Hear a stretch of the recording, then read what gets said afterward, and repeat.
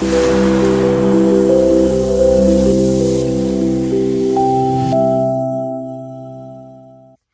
is up, everybody? This is John with Archer Fish. Thank you for tuning in. Thanks for watching. Please like, subscribe, share, comment, order stuff on the links below. You know, my book, whatever it is, some tackle that you need, terminal tackle, whatever it is.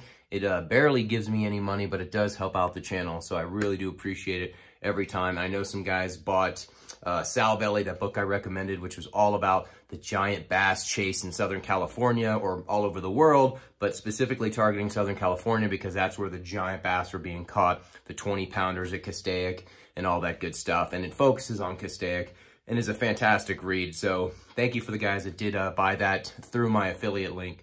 It does give me, you know, like a buck or something like that. So I really do appreciate that. So buy that book, buy my book, buy gear, whatever it is. I do appreciate all that stuff.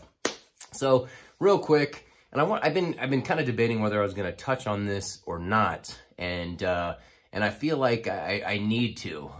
So I recently, you know, and I've always had this sort of problem with the fishing community, and again, it is my own personal problem.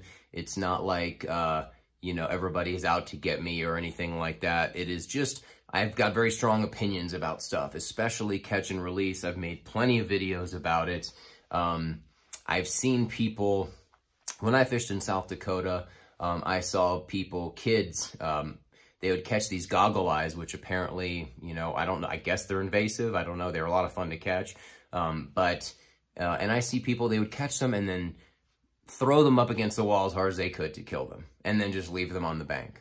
And it was just, you know, as someone who respects the fish, it was just heartbreaking to see. In Florida, you know, I see this a lot with saltwater fish. I'm not a fan of catfish, especially the saltwater catfish. I've gotten stung by them. It is excruciating and the pain doesn't go away. It lasted for 6 months in my thumb. It was awful. I hate catfish, you know. I do not like them whatsoever, but I would never intentionally kill one because it's a living thing. You know, and I just have too much respect for the whole ecosystem. The catfish are necessary.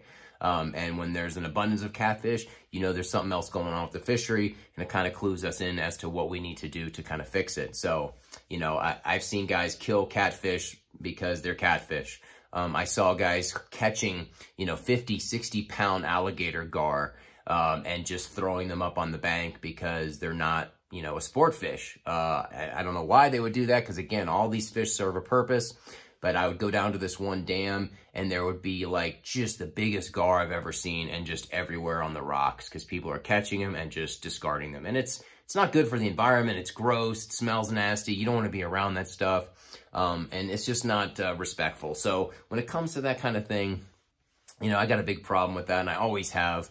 But this video is more about... I can, again, I've got strong opinions, and that's why I started the YouTube. You know, I want to share my information, my adventures, my fishing, all that stuff. There will be fishing soon, I promise. Stay tuned. But a fisherman recently threatened me. And, you know, I've had run-ins with people on the lake, you know, guys that think you're cutting into where they're fishing or whatever, or I've yelled at, you know, pleasure boaters who speed right through the striper boil that's only like, you know, 20 yards from me, or, you know, boats that come a little too close, or whatever it is, or people that have tried to steal my fish right out from under me. That's happened too.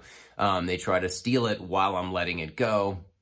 And, you know, and it's, so you gotta, you run into this sort of thing because you're out there doing this, you're fishing, a lot of people fish, brings a lot of people into the sport. And, I try to convey this sort of, a message of catch and release and conservation and doing this responsibly. And sometimes I get a little bit passionate about it and I go about it the wrong way. And, you know, this guy was talking about killing all the stripers and, you know, I felt that that was idiotic to say something like that. And again, I just took it personal because I want to protect the fish and the fishery. And, you know, I called him an idiot. And I shouldn't have. And later on, I actually reached out and apologized. I said, I still disagree with what you said and how you said it, but, you know, it was not right of me to call you names, you know. I mean, we're all adults here, you know what I mean? Like, there's no reason to call people names, and I did. I just thought it was irresponsible, which is probably what I should have wrote. for someone who is either on the water all the time, or if you're a guide, or if you just really love the fishery, to say something like that, you know, to kind of advocate for something like that. And, you know, and then he threatened me, and they were veiled threats, but they were threats nonetheless. And I just thought that that was odd, as, you know, being someone who is out on the water all the time. Why would you threaten someone else who's out on the water all the time? I mean, what are you gonna, like, ram me with your boat or accost me at the ramp? You know, I mean, it's just kind of idiotic. I'm not here for that. You know, I'm not an aggressive person. I don't want to fight anybody.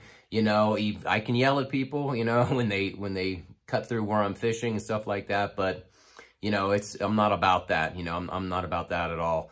I'm all about the vibe of fishing for me. And I've never understood these guys that are at, like, the ramp, and they get so bent out of shape if someone's taking too long. And sure, maybe you got to unhook all your stuff before you get down there. But some of these guys, you know, if you're new, you're just launching your boat for the first time, and some of the guys that you know, they got to get on the water first, and they start yelling and screaming at these people that are taking too long. I've seen it a lot, especially some of these busy ramps, especially in Florida.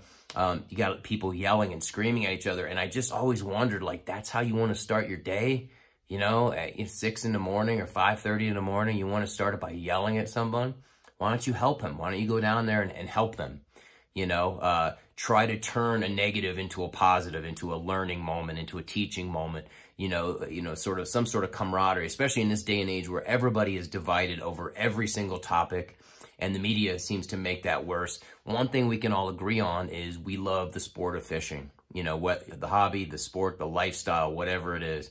You know, we love being on the water. We love the wildlife. We love being outdoors. And in the tug is the drug. We love to feel that fish bite. So we can all kind of agree that we share that. So regardless of our differences, regardless of our temperaments and all that stuff, you know, we can kind of all agree that we're in this, you know, we're all doing the same thing. So that's why I've always tried to share this information. I've tried to say hi to people, you know, out on the lake that I see. And if I see striper boils, I'd always point them out to people so they could get in on it.